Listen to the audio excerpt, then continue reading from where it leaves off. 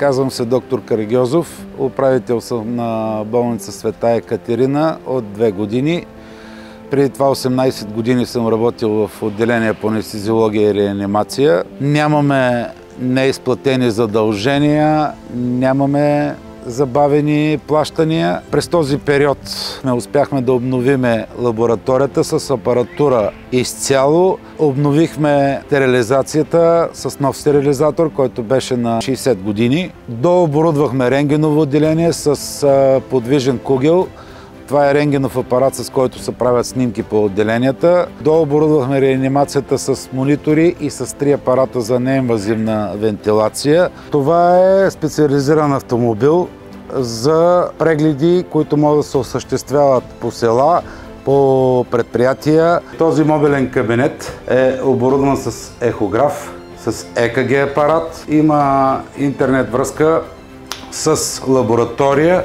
Това е едно удобство, което сега в момента с него осъществяваме и профилактични прегледи в голямо предприятие. Позиционира се в двора на предприятието, лекаря отива и преглежда пациентите на место, което е едно голямо удобство. Най-важното, успяхме да привлечеме доста млади хора в болницата, което е може би около 20% от персонала на болницата. Включая 5 млади лекари, специализанти, плюс 15 млади сестри. Направихме регистратура, през която регистратура болните се приемат в болницата, а не в отделенията. Оттам се оформя документацията. Всичко, което сме го постигнали благодарение на общината. Смело мога да го кажа. Това нещо е облагородяване на двора на болницата.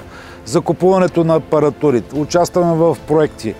Предстои изграждането на ново детско отделение, което ще бъде преместено. В момента се намира извън основната база. То ще бъде позиционирано на мястото на бившото хирургично отделение, което ще се измести оттам. Този проблем с детското отделение от доста години, особено зимно време в лошите дни, с транспортирането на децата от детско отделение до рентгеново отделение, до самата лаборатория, за взимане на някои изследвания. Самото обслужване на децата ще стане много по-качествено. Самото детско отделение ще се намира над АГ отделение, което също спомага при едни раждания неонатолозите бързо да си вършат работата. Ще могат децата да бъдат консултирани, ако се наложи по най-бързия начин, защото всички други отделения са позиционирани около това детско отделение.